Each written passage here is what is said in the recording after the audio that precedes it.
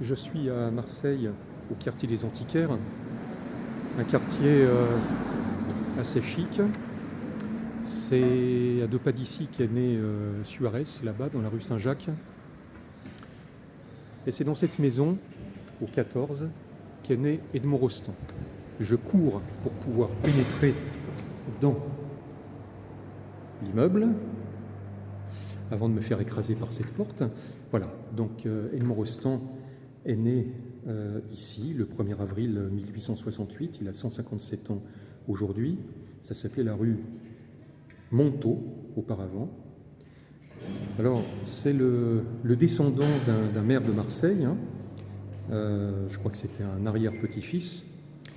Je reviendrai plus tard sur l'effigie d'Edmond. Ici, un peu plus loin, nous avons son père, Eugène Rostand, descendant d'un maire de Marseille. Alors c'est son père qui avait installé dans la chambre de son fils, d'Edmond, un portrait de l'Aiglon dans sa chambre d'enfant. On peut imaginer que c'est cette présence de l'Aiglon qui l'a bien sûr porté à écrire sa célèbre pièce en 1900 pour Sarah Bernard. Bien sûr, il a fait ses études, je parle d'Edmond, au lycée Thiers. Son premier essai a quand même porté sur Honoré d'Urfé, le grand Marseillais Honoré d'Urfé, sur lequel je reviendrai un autre jour. Alors, Edmond, à l'âge de 20 ans, a fondé le club des natifs du 1er avril, dans lequel il promettait à tous les membres l'entrée gratuite dans tous les établissements publics, opéra, théâtre, champs de course et maisons closes, ainsi que le droit de rire aux enterrements. En 1897 sont publiés, alors d'abord Cyrano de Bergerac, bien sûr, un portrait de Savinien, le grand explorateur de la Lune. Il me semble qu'avec Cyrano, Edmond Rostand fait une tentative de montrer l'ambivalence de ses sentiments à Sarah Bernard, justement, de par la coexistence de Cyrano et de Christian. Donc ils font tous deux leur cours à Magdeleine, inspirée par Mademoiselle de Scudéry, Magdeleine dite Roxane, elle-même d'ailleurs grande lectrice d'Honoré d'Urfé. La relation entre Edmond Rostand et Sarah Bernard est assez bien mise en valeur, je trouve, dans le film récent de Guillaume Niclou, qui nous montre par ailleurs qu'il est aussi stupide de défendre Dreyfus parce qu'on est juif que de l'attaquer parce qu'on est antisémite. Je rappelle qu'Edmond Rostand était dreyfusard sans être juif, ce qui est beaucoup plus noble que d'être dreyfusard parce qu'on l'est juif, comme Sarah Bernard. D'ailleurs, Niclou nous montre que Sarah Bernard était plus bête que libre, c'est-à-dire, en somme, plus femme qu'artiste. Je reviens à Edmond Rostand et surtout à sa pièce, avant qu'il n'adapte le Faust de Goethe, sa pièce, son immense pièce, qui est la Samaritaine. Alors d'abord, je vais réallumer le couloir qui ne s'allume que par intermittence. Voilà le grand Edmond et sa pièce, la Samaritaine. Alors la Samaritaine, il s'agit d'un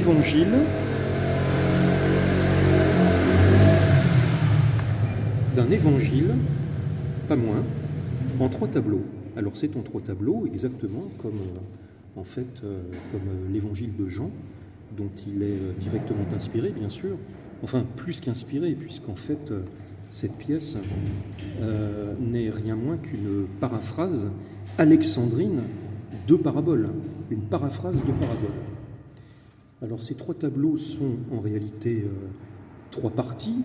Nous avons d'abord le puits de Jacob, comme chez Jean. Alors le puits de Jacob commence avec un défilé d'ombres, 3 ombres errantes qui prennent chair soudain. Ce sont Abraham, Isaac et Jacob. Nous avons les prêtres et les gens du peuple de Samarie qui se plaignent ardemment en ces termes. Le Romain nous pressure et le Juif nous insulte. Et puis Jésus surgit avec ses disciples dans la scène 3 et nous avons ensuite l'arrivée de la Samaritaine qui était bien sûr jouée par Sarah Bernard et qui s'appelle dans la pièce Fautine.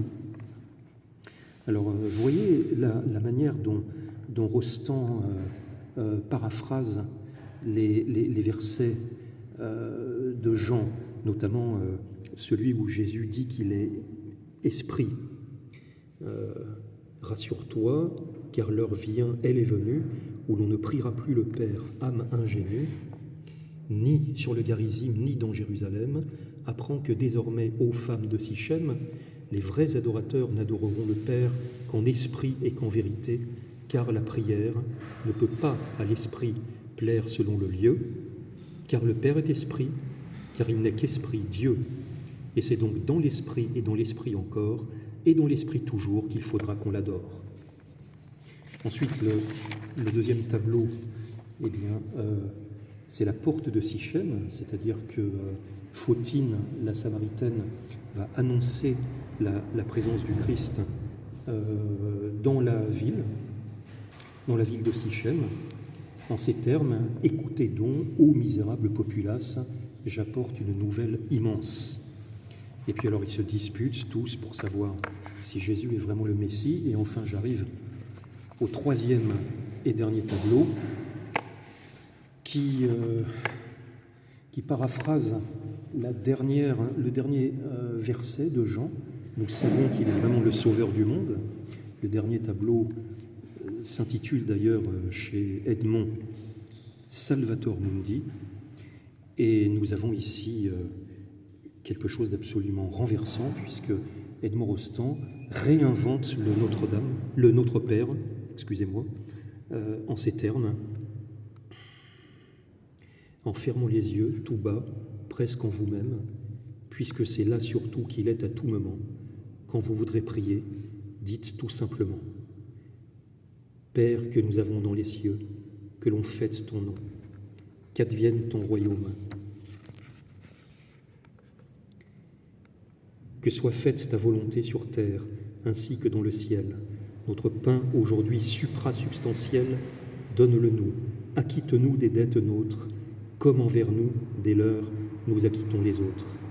Ne laisse pas nos cœurs tenter être en péril, mais nous libère du malin. La foule, ainsi soit-il. Rideau. Notre cher Edmond.